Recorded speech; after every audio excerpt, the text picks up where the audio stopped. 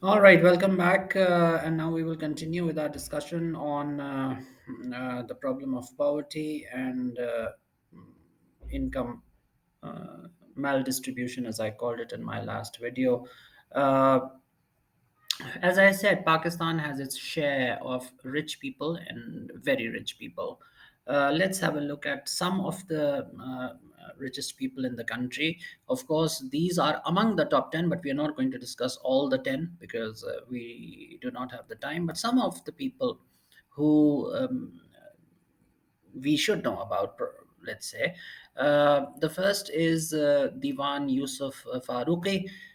He is usually considered to be the 10th, uh, most likely, he's the 10th richest man in the country with a net worth of $590 million. That's his wealth.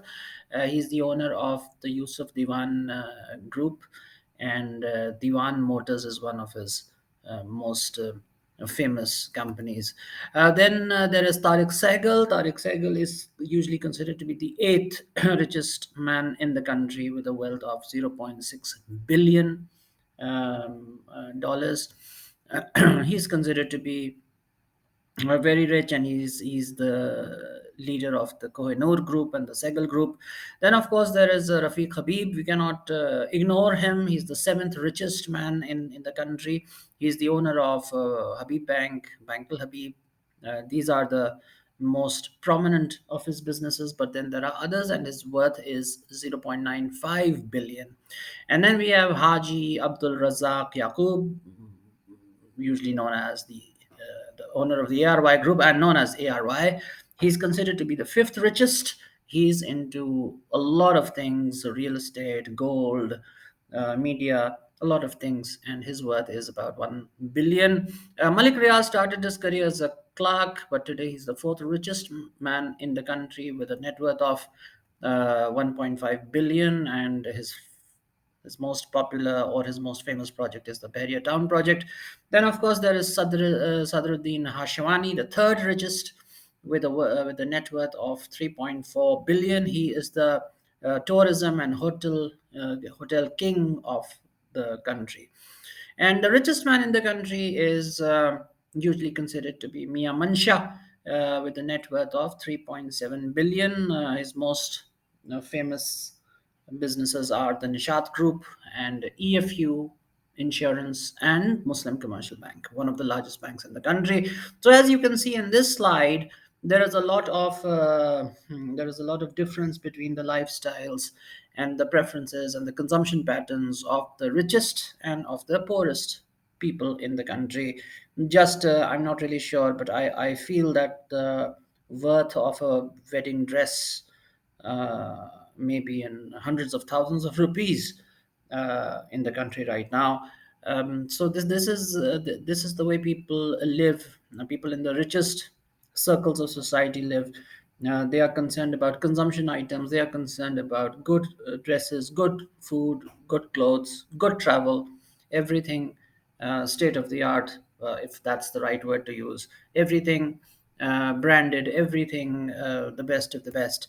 And then there are the poorest of the poor. They make up a very large. By the way, Pakistan has a very large number of people who are rich. That is why a lot of foreign companies want to locate here, because they know that there are some people who are really, really, really rich in the country, and then there are a lot of people who are very, very poor. The distribution of income is just appalling. So Pakistan then suffers from a dual problem. One way you get rich is increase the GDP. Another way you get rich is if your GDP is not very high, you ensure just and equitable distribution of income. In Pakistan, both things are missing. Our per capita GDP is only $1,000 per year, and income distribution is right in front of you. In this situation, we look back and we see the vision of the Qaid Azam, who the founder of Pakistan. What was his vision when he created Pakistan, when he created the Pakistan's economy by inaugurating Pakistan's central bank? So we are going to just have a look back in history, and we are going to see what happened on the 1st of July 1948. Sorry, just a second.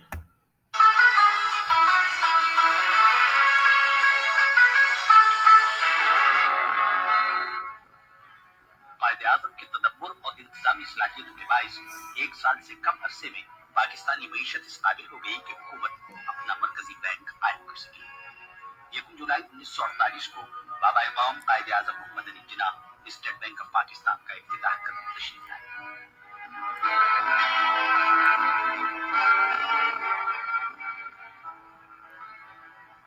अपने इफ्तिताही तकरीब में कायदे आजम ने फरमाया कि मगरब के माशी निजाम ने इंसानियत के लिए लायहल मसाइल पैदा कर दिए हैं।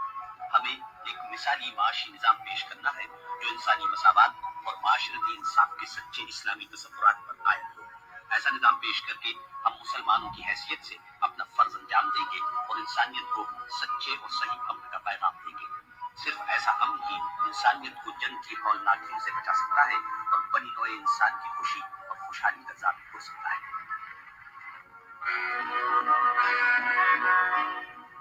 इसके बाद कायदे आजम ने स्टेट बैंक के दरवाजे का कुफ्ल खोलकर रस्मी इफ्तिताह अंजाम दिया। कायदे आजम की जिंदगी।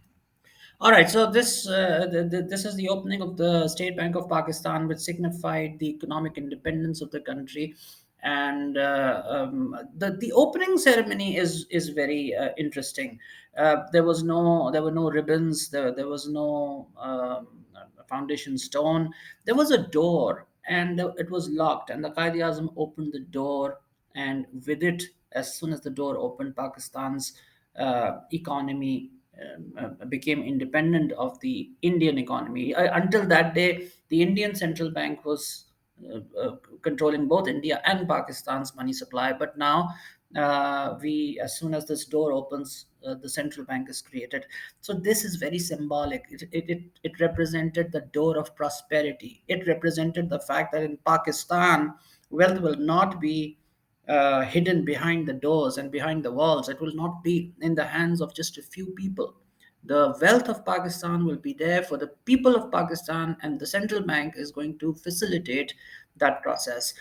In this speech on this day, the Qaid Azam presented his vision to the world. What was his vision? His vision was that Muslims will take control of of the economic prosperity, and they will ensure that Pakistan's economy was run by Muslims, for Muslims, and for the betterment of Muslims and all the citizens of Pakistan, not just Muslims, but non Muslims as well. Whoever lived in Pakistan was a citizen of Pakistan. But in the last 900 years, Muslims had not been in control of the economic affairs of India, and now this was their chance. They could live up to live up to this opportunity, this unique opportunity presented to them uh, in history.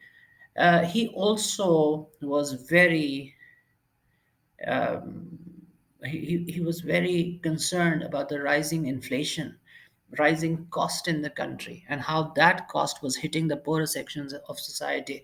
Now, please do keep in mind he had just won not an election but independence. Now, he could have said that we have got such a big victory and I've done so much, but he did not do that. His eyes were very keenly focused on the poorer sections of society. That's what he mentions. He says the poorer sections of the society are being hit by inflation. So please stabilize prices which are fair to both producer and consumer. This is just amazing. His This is where he has his eyes keenly set on the entire essence of economics, because economics is not just about the producer and it's not just about the consumer. It gives a handsome profit to the producer and a good satisfaction to the consumer. And then he also said that there should be justice between man and man. He wanted a system adopted on the basis. He rejected Marxism, yes. Throughout his life, he had rejected Marxism and communism. But in this speech, he openly rejects capitalism as well. He says that Pakistan's economic system should be based on the concept of social justice, which means production and distribution, and equality between man. So let's have a look at what the Islamic system is. Islamic system is based on Islamic economy is based on many beautiful principles, three of which stand out. Okay, and we are going to restrict ourselves to three. And this is where we are going to conclude that at least every government and every individual in the country should work on these three principles, and thereby we can fight the problem of absolute relative poverty and the maldistribution of income. The first is the focus is not just on production of wealth. There is a focus on production of wealth in an Islamic economy, but there is an equally strong stress on how that wealth is distributed. And the Quran clearly says, this is Surah Hashr 59, it says, the wealth should not be in perpetual distribution among the rich. This is clear. We will not tolerate.